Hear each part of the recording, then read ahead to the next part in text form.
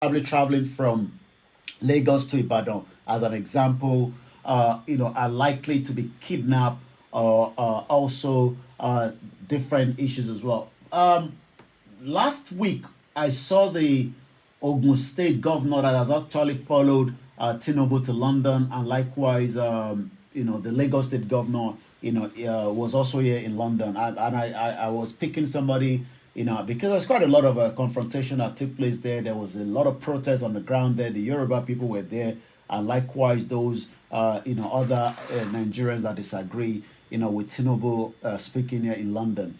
But what we can say is the resident of Lagos State under the aegis of the People's Forum have now advised the federal and the state government suggested solution to crimes, especially on the Nigeria Expressway following the recent kidnapping in Lagos Ibadan Expressway. In the recent times, reports returned to Lagos Ibadan Expressway that it has become concern to commuters. I mean, you don't know, boarding a bus from Lagos traveling to Ibadan, whether you will make that journey, and depending on what time zone you're traveling as well. But November 7th, last month, a publication noted that the Ibadan or your state end of this expressway suspected Fulani terrorists attacked travelers on October 27, adopting 5 persons and killing several others as well.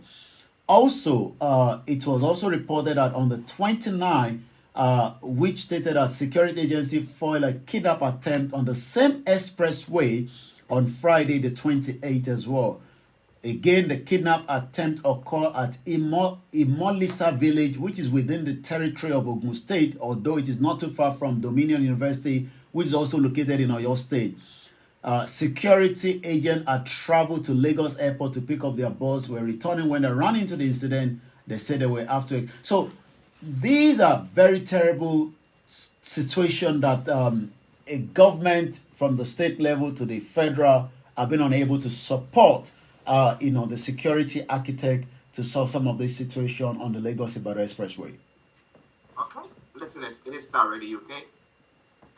With Mr. Olayomi Koiki. Now let's move on to the insecurity issue. Now Buhari is saying that he's pledging to activate Nigeria Army Aviation. Now I remember that they went to buy some aircrafts, helicopters from the US, I think from Turkey, and a few things like that. Now, what aviation activation is it talking about now? What extra thing are they thinking of doing now? Because we just talked about this Lagos highways issue, insecurity, the kidnapping that is going on there. And they're now going to be getting helicopter for every state and then be flying around every state or on the high road. I mean, just flying over them, trying to monitor what is going on there. Is that what he's trying to promise us there? Well, what Buhari has done to Nigeria is something that a lot of Nigerians will have to remember for a very long time. The president said the army will continue to be catalyst of national development by also supporting the civil authority as an element of national power.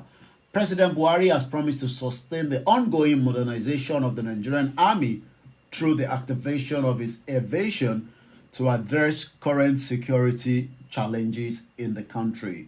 He was actually giving this assurance at the opening of the Chief of Army Staff annual conference that is happening in Sokoto State. The Army spokesman Oyema disclosed this today.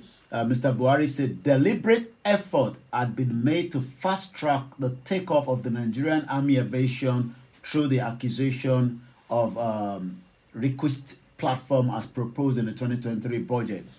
He also said there's confidence in the army and other security services to defend Nigeria through implementation of presidential directives. I'm not sure whether that is true because as his government is winding down in less than almost 80 days from today or thereabout, you will realize that for 8 good years, they lost, the fight against the insurgents in the country.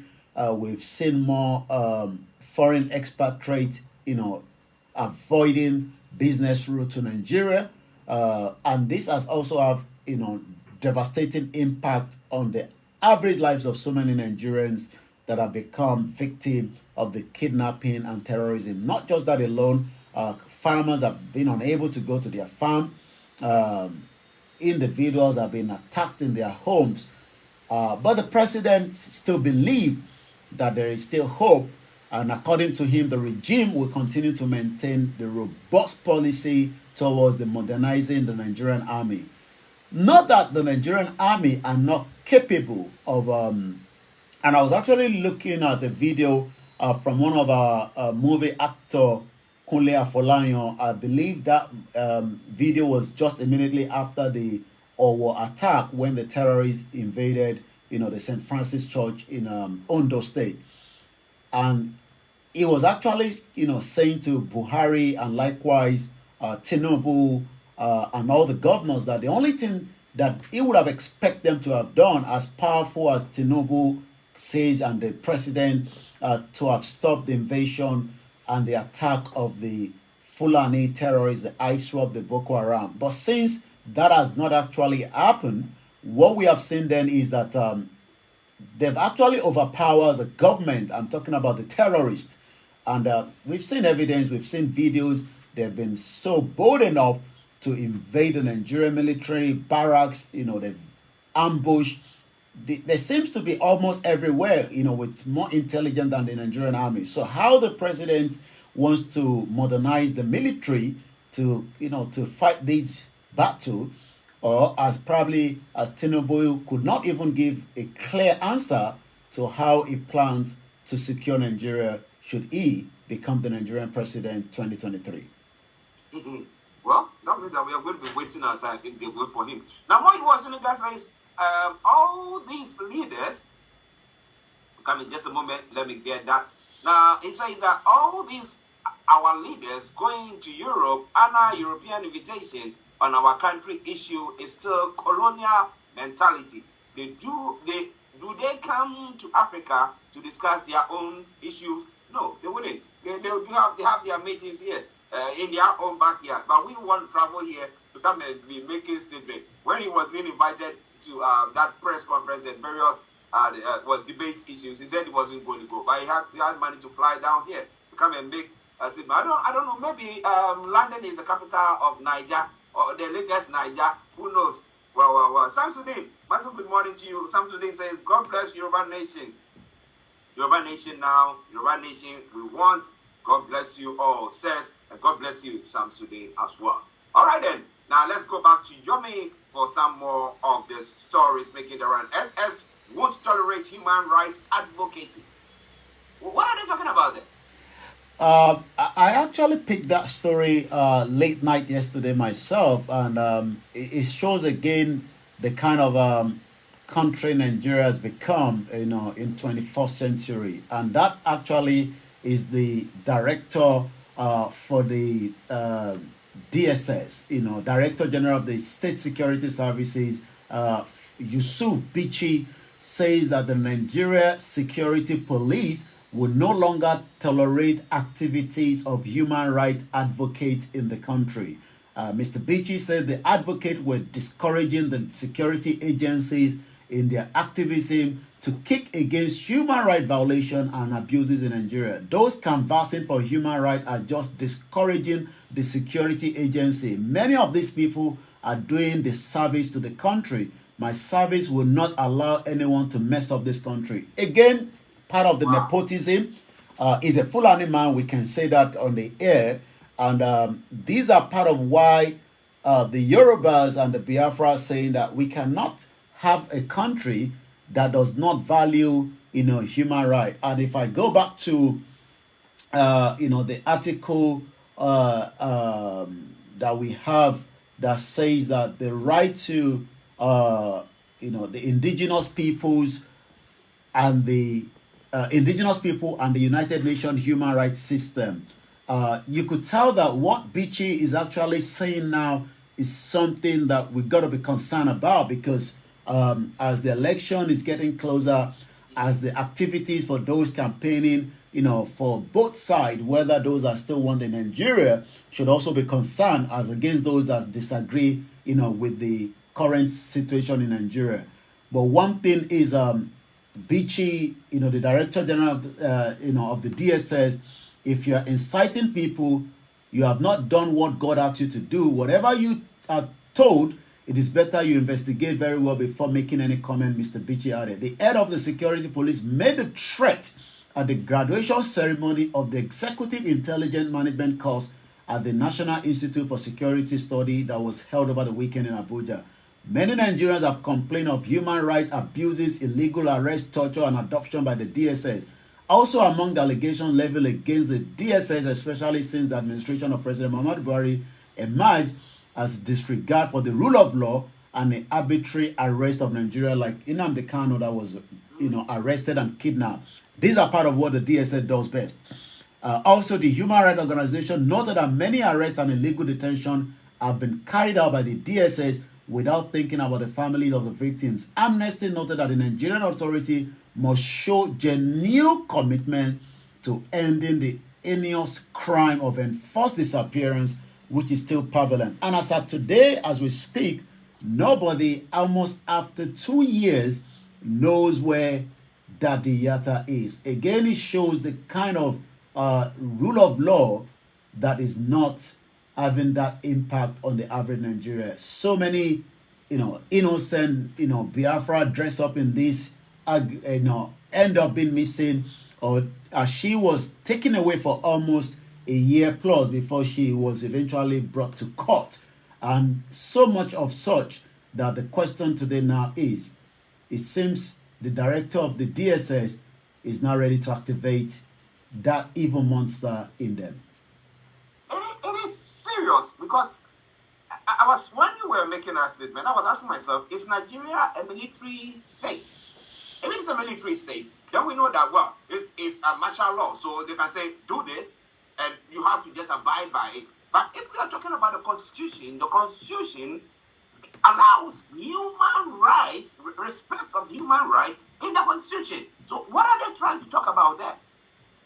Well, first and foremost, they don't listen or care about any of the Constitution. The Constitution itself is a military decree, which is a question that a lot of Nigerians, the senior advocate of Nigerians, the lawyers, have questioned continuously that, this Constitution that brought us together is not even as valid. So somebody like the director of the state security that is giving such shows that we've got to be very, very concerned. When people are arrested by the state agent without any trace of their whereabouts, and the state denies the knowledge of where their families are exposed to unthinkable suffering, they find it difficult to move on. They wait each day in anguish, hoping that their loved ones will return, says the Nigerian Office Director for Amnesty. In 2019, let's take you back.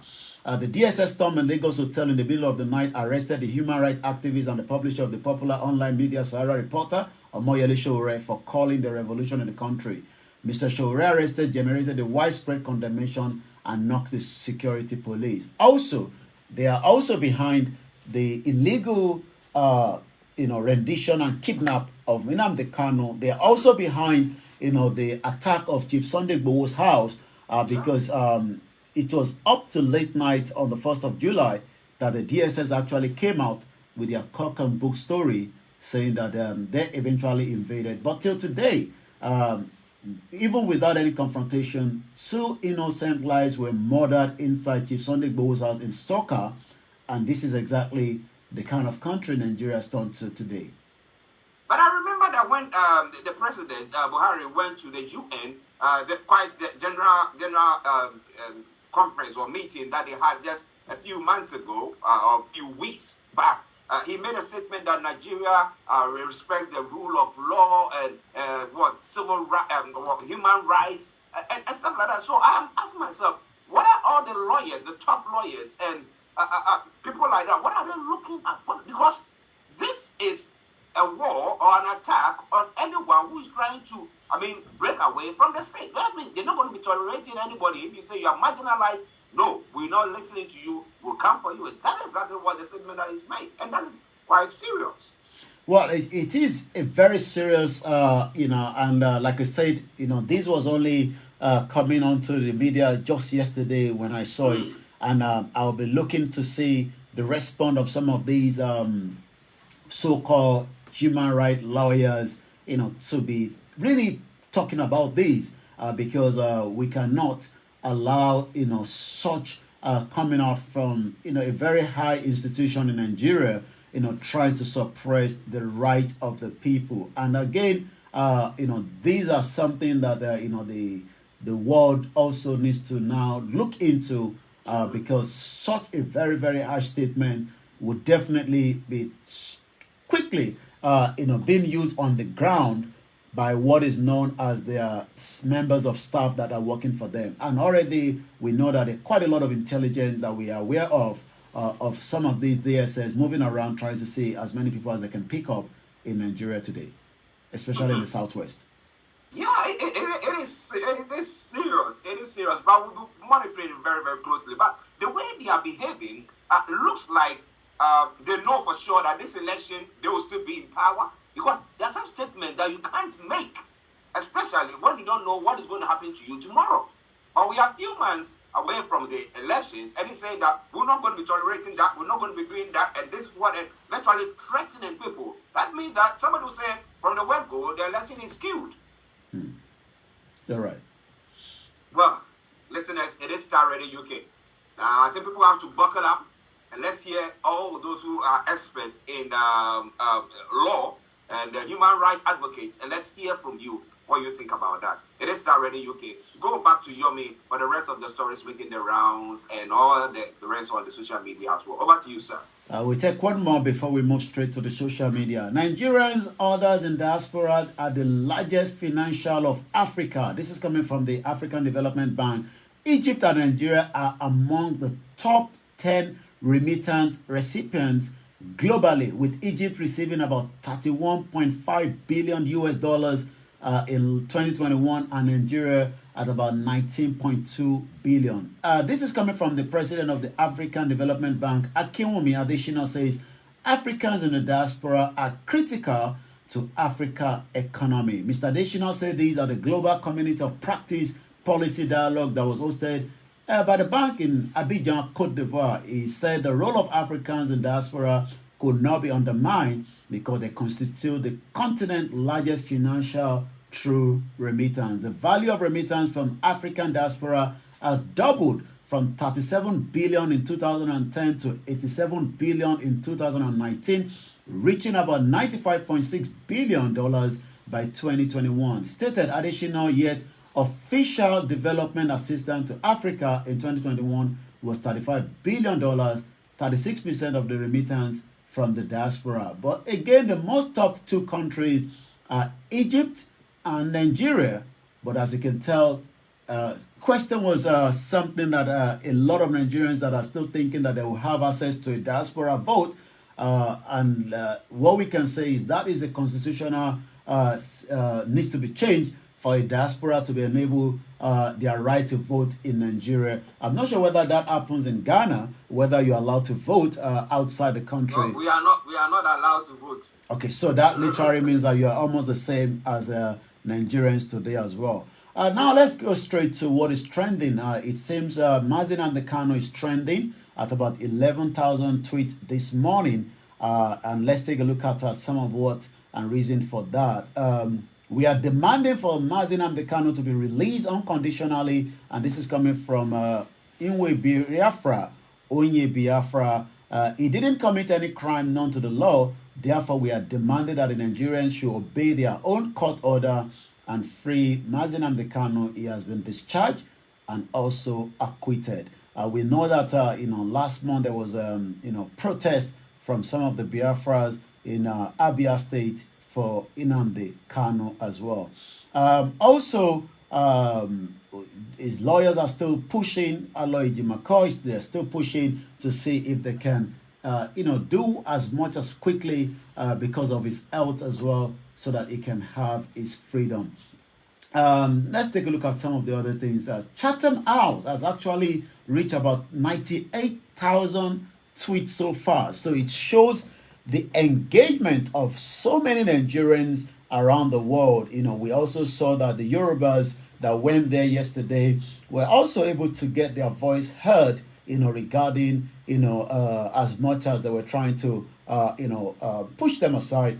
those on the ground on the other side are also Yoruba supporting Tinubu, and they were giving their own reasons, why they believe Tinubu should be the next president of the Federal Republic of Nigeria, as against those that went there to campaign to say that the Yoruba nation is the only thing on the table as against the insecurity. So it seems also that quite a lot of debate is still going on that. We'll probably maybe talk about that tomorrow on Niger Voices. But let's take a look at some of what people are saying on the Chatham House. What I saw at Chatham House was a joke.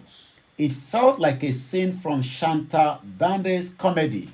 That was a disgrace to Nigeria. Let's call it spade a spade. This is coming from Rufai Oseni. He's one of the presenter in one of the mainstream media in Nigeria. A very, very outspoken person as well. Chatham House show of shame.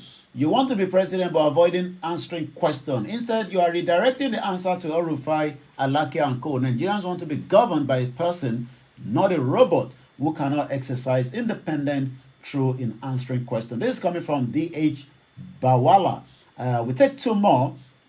Again, it seems Tinubu was not bothered. Video of him there dancing to Buga music, and he was even sent a message to probably stand up and do the dancing rather than sitting down there. So it shows, how Nigerians are still a little bit gullible to believe that, Tinubu, with his health, with a lot of things that are around him that are questioning yet whether, even if, should he get there with the 1999 Constitution, he will be able to change the course. Dr. Jeffrey Gottman says, at the end of the town hall meeting, the host said at Tinubu, okay, I think we said that yesterday. So let's take one more. The Article organization has described yesterday answered delegation at Chatham House by President, candidate of the APC, as disgraceful as well. Well, we hope that Article will be here as well. We look forward to that because that was mentioned when the organizer of that event at Chatham House says they've also reached out to him. I know Tinubu already gave an interview to BBC World. It is not yet out, but we look forward to see what and how he was able to cope with the direct question and answer from the BBC, but he has actually run away from doing the same thing with some of the news media outlets in Nigeria. All he said was they were trying to make use of him as a marketable person. Really interesting. Well, listeners, it is Starr Radio UK. Before I acknowledge those on, a quick one. Now, were people allowed to ask questions about the Yoruba nation? Were they allowed? And if they were, what were the response at the Chatham House press conference or whatever it looked like? The questions were very, very. It seems that again, you never know how all these things plays out. Nobody, from what I saw, was able to put that question. But you can tell that those individuals that have been put on standby to be asked questions did ask questions. But those 10 questions, like I said, 4 out of that was all he could answer. The remaining 6, he just passed it on to the team member as well. But outside, there was a huge numbers of different people on the ground. Those campaigner for Tinubu support, and likewise those that went there to showcase that the Yorubas is the next line in terms of having a nation rather than continuation of the British amalgamation of 1914 of the Yoruba people into what is known as Nigeria today. Wow. Let me say good morning, Tassino. He says good afternoon. Olayomi Tassino, hey, long time no here. He says good afternoon from Moscow. Yes, I hope that you are doing very, very well. Please stop bombing Ukraine so that the cost of living will be better for us. I know that you are not the one. Just joking there. Thank you very much for joining in. Oluola says, hi guys. Only way is everyone go their different ways, and then the world has abandoned Nigeria with their nonsense. My goodness. The Yoruba nation now, let's reclaim our land back now. All right, continue to keep your comments coming through, and I promise you one thing for sure that I'm going to read that. Yomi, before we go.